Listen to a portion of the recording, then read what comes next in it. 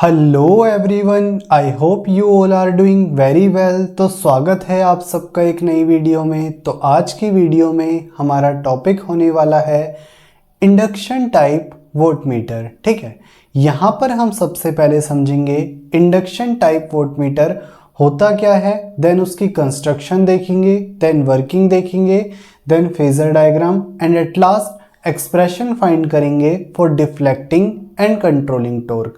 तो video start होने से पहले मैं आपको बता दूं, बोर्ड पे हम जो भी डिस्कस करेंगे उन सब की फ़ोटोज़ आपको डिस्क्रिप्शन बॉक्स में मिल जाएगी। साथ ही आपकी कंप्लीट रिवीजन के लिए हैंड रिटन नोट्स का लिंक भी आपको डिस्क्रिप्शन बॉक्स में अवेलेबल हो जाएगा, जिसमें हमने हर एक लाइन को बहुत अच्छे से एक्सप्लेन किया हुआ है। तो बिना टाइम वेस्ट किए हुए चलते हैं अपनी वीडियो में।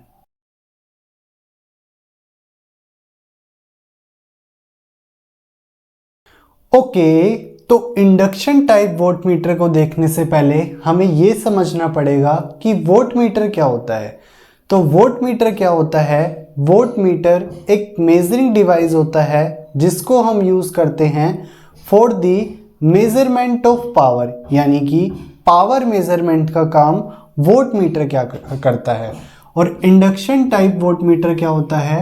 एसी सर्किट्स में पावर मेजरमेंट का काम इंडक्शन टाइप वोल्टमीटर करता है। तो वोल्टमीटर का काम है इलेक्ट्रिक पावर को मेजर करना, और इंडक्शन टाइप वोल्टमीटर यूज होता है एसी सर्किट्स में फॉर पावर मेजरमेंट। ठीक है, अब यहां पर हम सबसे पहले डिस्कस करेंगे इसकी कंस्ट्रक्शन को कि ये हमारे पास कैसे बनते हैं। ठीक है, तो इंडक्शन टाइप वोल्टमीटर पे हमारे पास दो टाइप्स के मैग्नेट होते हैं, दो टाइप्स के इलेक्ट्रोमैग्नेट होते हैं। एक होता है शंट मैग्नेट और एक होता है सीरीज मैग्नेट। शंट मैग्नेट जो है वो प्लेस होता है अक्रॉस दी सप्लाई, और लोड के सीरीज में प्रेजेंट होता है सीरीज मैग्नेट। ठीक है, उसके बाद हमारे पास शंट मैग्नेट में क्या है, प्रेशर कॉइल को हम वाउंड करते हैं। ठीक है, शंट मैग्नेट पे प्रेशर कॉइल को वाउंड करते हैं, और ये जो प्रेशर कॉइल है इसमें जो इलेक्ट्रिक करंट फ्लो करता है वो डायरेक्टली प्रोपोर्शनल होता है अप्लाइड वोल्टेज के, यानी कि सप्लाइड वोल्टेज के।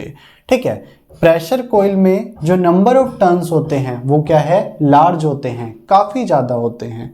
उसके बाद बात करें सीरीज मैग्नेट की, तो सीरीज मैग्नेट में हम करंट कॉइल को वाउंड करते हैं जिसके पास लेस नंबर ऑफ टर्न्स होते हैं, और करंट कॉइल में लोड करंट आई फ्लो करता है।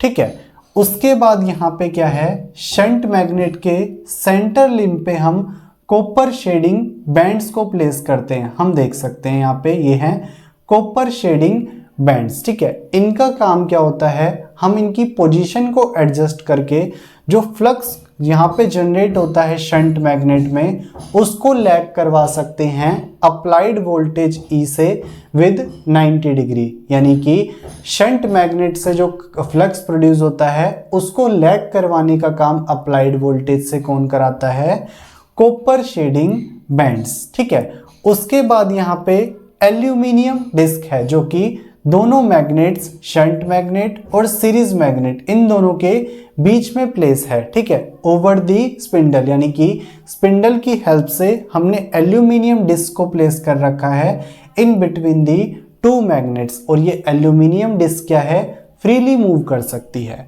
ठीक है, उसके बाद है हमारे पास दो यहाँ पे स्प्रिंग। ठीक है, स्प्रिंग क्या है, यहाँ पे कंट्रोलिंग टॉर्क को प्रोवाइड करने का काम करती है। उसके बाद यहाँ पे स्पिंडल से क्या है, एक पॉइंटर अटैच है जो कैलिब्रेटेड स्केल पे हमें रीडिंग शो करता है। तो ये थी हमारे पास कंप्लीट कंस्ट्रक्शन। अब हम देखेंगे working of induction type voltmeter. ठीक है, तो इसकी वर्किंग में क्या है, सबसे पहले इलेक्ट्रिक करंट दिया जाता है हमारे पास शंट मैग्नेट को, यानी कि शंट मैग्नेट को सबसे पहले इलेक्ट्रिक करंट दिया जाता है जो कि डायरेक्टली प्रोपोर्शनल होता है अप्लाइड वोल्टेज के। अब क्या है, शंट मैग्नेट में करंट फ्लो कर रहा है। अब जब करंट फ्लो करेगा तो क्या है, एक मैग्नेटिक फील्ड प्रोड्यूस होगा शंट मैग्नेट में, और वो मैग्नेटिक फील्ड क्या है, एक अल्टरनेटिंग फ्लक्स, एक मैग्नेटिक फ्लक्स को प्रोड्यूस करेगा। ठीक है, मान लेते हैं जो फ्लक्स प्रोड्यूस होगा शंट मैग्नेट में उसको हम रिप्रेजेंट करते हैं फाई एस एच से। अब ये जो magnetic flux phi S H generate हुआ है ये क्या है, थोड़े टाइम बाद जाके कट करेगा हमारे पास, यानी कि ये यहाँ पे क्या है जनरेट हो रहा है और उसके थोड़े टाइम बाद कट करेगा एल्यूमिनियम डिस्क को। ठीक है, अब due to Faraday's law of electromagnetic induction aluminium disc में क्या है, एक ईएमएफ इंड्यूस होगा जिसको हम मान लेते हैं ESH। SH क्यों, क्योंकि ये शंट मैग्नेट की वजह से प्रोड्यूस हुआ है। ठीक है, अब यहाँ पे क्या है, एल्यूमिनियम डिस्क में एक EMF इंड्यूस हुआ है और ये EMF क्या है, एक एडी करंट को यहाँ पे सर्कुलेट कराएगा एल्यूमिनियम डिस्क में।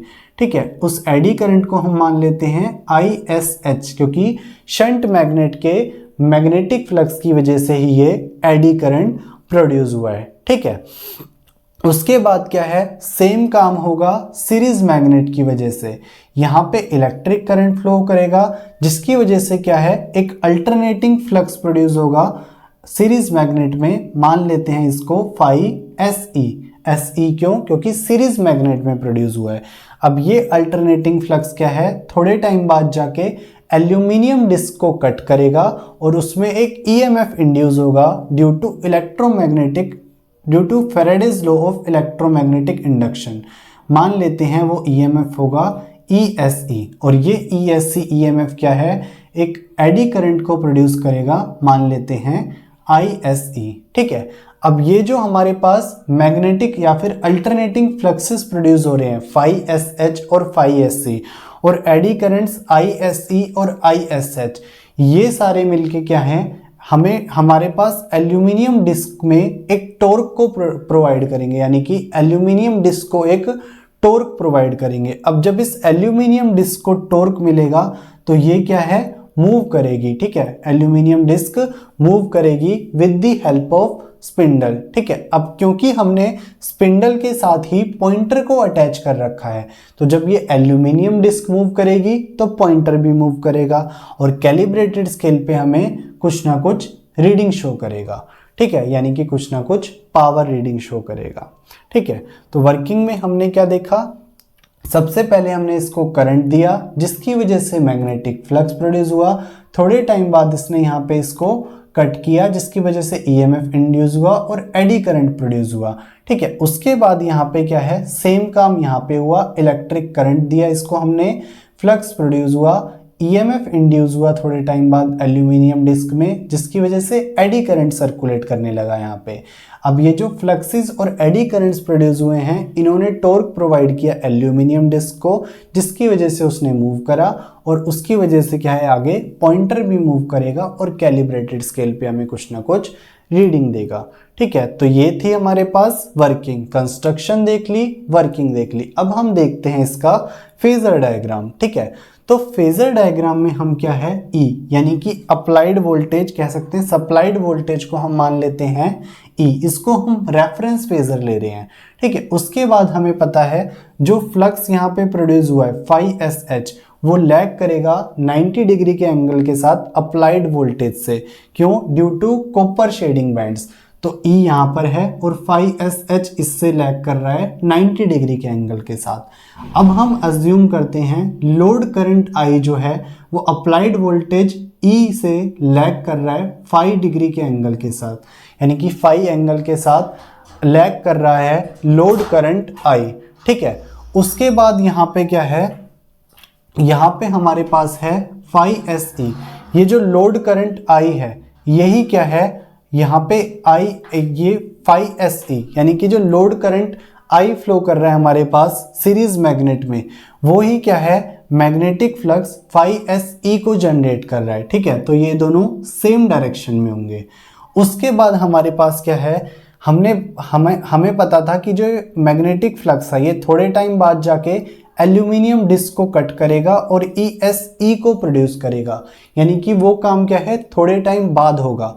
तो हम मान लेते हैं फाई SE और ESC इन दोनों के बीच का एंगल है 90 डिग्री। ठीक है, क्यों? क्योंकि ये हमारे पास phi SE की वजह से ही प्रोड्यूस हो रहा है। ठीक है, अब ये ESE क्या करता है? एडी करंट ISE को प्रोड्यूस करता है, तो दोनों की डायरेक्शन सेम होनी चाहिए।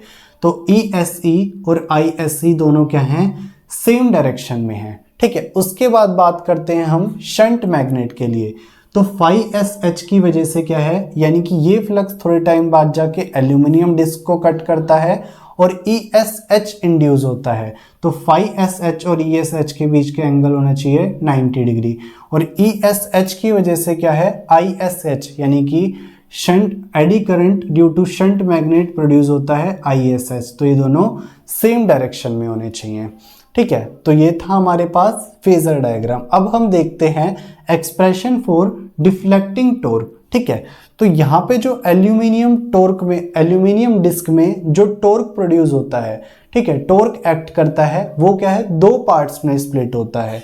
पहला पार्ट जनरेट होता है due to magnetic flux of shunt magnet and eddy current produce due to series magnet, यानी कि phi SH और ISE की वजह से पहला टॉर्क प्रोड्यूस होता है और दूसरा टॉर्क प्रोड्यूस होता है सीरीज मैग्नेट के फ्लक्स की वजह से, और जो करंट प्रोड्यूस हुआ है ड्यू टू शंट मैग्नेट। ठीक है, यानी कि TD1 डायरेक्टली प्रोपोर्शनल होगा phi SH ISE के, ठीक है, इनटू cos थीटा। एंगल कहाँ से निकालेंगे?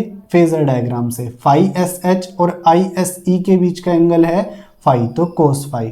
और TD2 की बात करें तो यानी कि इसका इसमें जो फ्लक्स प्रोड्यूस हुआ है और इसकी वजह से जो हमारे पास करंट प्रोड्यूस हुआ है, तो phi SE into ISH, phi SE into ISH cos।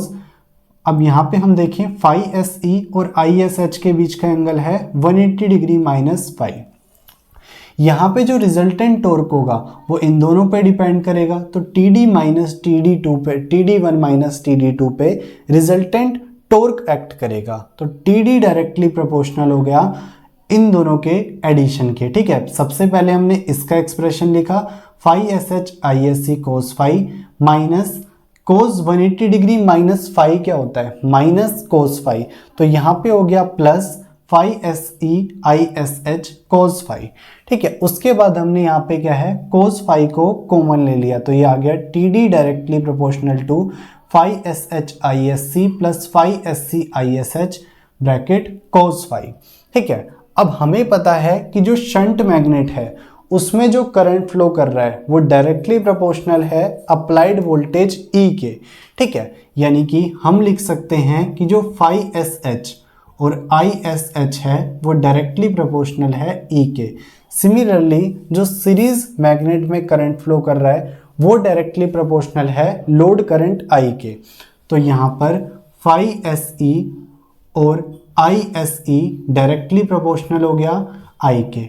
ठीक है, अब यहाँ से अगर हम ये एक्सप्रेशन फाइंड करें तो phi SH into ISE directly proportional हो गया किसके?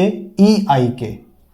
ठीक है, अगर हम डायरेक्टली प्रोपोर्शनल का साइन हटाएं तो ये इक्वल्स टू कांस्टेंट मान लिया K1। सिमिलरली phi SE, यहाँ पे क्या है? phi SE into ISH directly proportional होगा EI के। ठीक है, डायरेक्टली प्रोपोर्शनल ये हम यहाँ से निकाल रहे हैं जो वैल्यू रख रहे हैं। ठीक है, डायरेक्टली प्रोपोर्शनलिटी का साइन हटाया K2, तो इन दोनों की वैल्यू हमने क्या है? यहाँ पे रख दी। K1 प्लस EI को हमने कॉमन ले लिया, K1 प्लस K2 आ गया, क्योंकि ये कांस्टेंट है तो इसको हटा दिया। TD डायरेक्टली प्रोपोर्शनल आ गया EI cos phi के। ठीक है, और EI cos phi क्या होता है? पावर, यानी कि डिफ्लेक्टिंग टॉर्क डायरेक्टली प्रोपोर्शनल होता है पावर के in case of induction type voltmeter. ठीक है, कंट्रोलिंग टॉर्क की बात करें तो यहाँ पे controlling torque TC directly proportional होता है थीटा के। थीटा क्या है? Angle of deflection made by the pointer, और स्टेडी स्टेट पे TD बराबर होता है TC के। ठीक है, तो थीटा यहाँ से डायरेक्टली प्रोपोर्शनल हो गया पावर के, और इससे हमें क्या पता लगता है? जो calibrated scale induction type voltmeter में यूज होगा वो यूनिफॉर्म होगा। ठीक है, तो इस तरीके से हमने कंप्लीट इंडक्शन टाइप वोल्टमीटर को देखा। एक बार समराइज कर लेते हैं। सबसे पहले हमने देखा इंडक्शन टाइप वोल्टमीटर का यूज़ हम एसी सर्किट्स में पावर मेजरमेंट के लिए करते हैं। उसके बाद कंस्ट्रक्शन में हमने समझा दो मैग्नेट्स होते हैं, shunt magnet, series magnet. Shunt magnet पे प्रेशर कोइल प्लेस होती है जिसके पास लार्ज नंबर ऑफ टर्न्स होते हैं और इसमें जो करंट फ्लो करता है वो डायरेक्टली प्रोपोर्शनल होता है अप्लाइड वोल्टेज के। सीरीज मैग्नेट में करंट कोइल होती है, लेस नंबर ऑफ टर्न्स होते हैं, लोड करंट फ्लो करता है।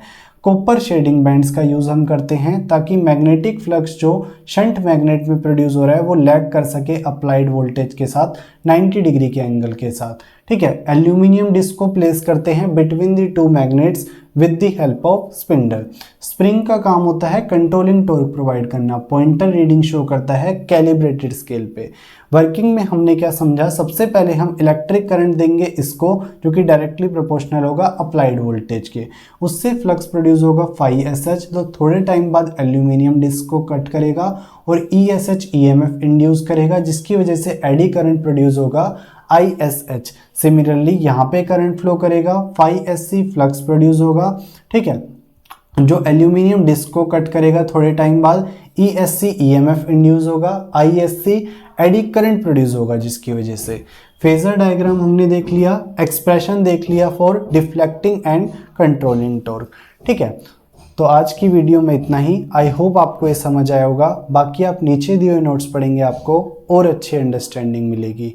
तो आज की वीडियो में इतना ही, मिलते हैं आपसे नेक्स्ट वीडियो में। Till then peace out, thank you.